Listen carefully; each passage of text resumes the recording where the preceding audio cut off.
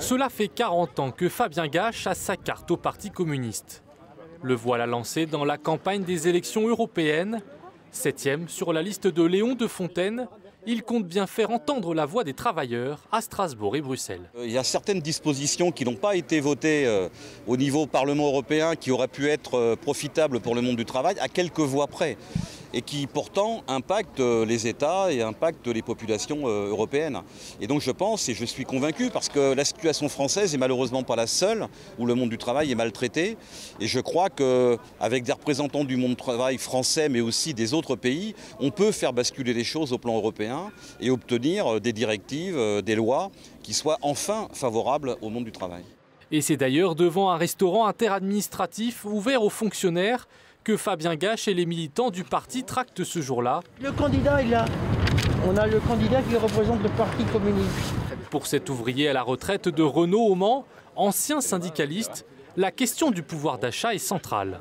C'est bien le salaire qui fait vivre les populations et donc on défend une revalorisation des salaires tant dans le privé que dans le secteur public avec une indexation sur l'inflation. C'est vrai pour la France comme c'est vrai pour les autres États.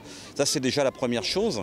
La seconde c'est qu'on ne peut pas avoir un pays serein quand on a un taux de chômage et un taux de misère croissant comme on le connaît les années passées. Donc nous on est beaucoup sur les questions de réindustrialisation de la France, de relocalisation de l'industrie d'abord, évidemment métallurgique que je connais le mieux, l'industrie automobile, etc., mais pas que, mais aussi pour qu'on puisse en France être en capacité de fabriquer les médicaments, etc.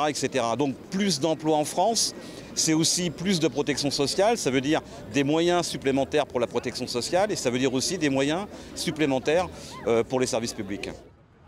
En 2019, lors de la dernière élection, le PCF n'a réuni que 2,49% des voix. Le pire score de son histoire, la première fois aussi sans aucun député au Parlement. Le défi est donc de taille cette année, retrouver une place sur l'échiquier européen.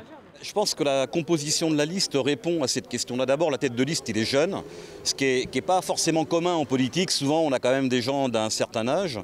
La deuxième chose, c'est qu'il est en pleine capacité pour expliquer de manière assez simple les choses et pas de manière simpliste. Et la troisième chose, c'est que sur la liste, on a un tiers de syndicalistes, un tiers de candidats qui sont issus du monde du travail, que ce soit du secteur privé ou du secteur public. Et moi, je pense que ça, c'est un atout. Parce que précisément, ce sont des candidats qui sont capables de parler de la vraie vie des gens et du réel de ce que vivent les gens. Et l'objectif, c'est de retourner, on va dire, sur le terrain de là où les gens travaillent. Et c'est précisément l'objectif qu'on s'est fixé, c'est-à-dire de faire en sorte que les gens qui ne vont plus voter parce qu'ils sont écœurés des politiques, parce qu'ils ont le sentiment d'avoir été trahis, qu'on puisse réengager un débat de fond avec eux, de manière à ce qu'on puisse revoir la politique sous un autre angle. Et donc que la politique soit à leur disposition pour qu'elle réponde aux besoins des populations, qu'elles soient d'ailleurs populations salariées, retraitées.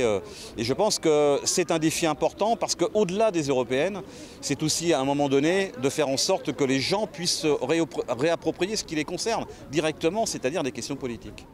Le Parti communiste se positionne aussi comme un rempart à l'extrême droite dans un univers politique très éclaté.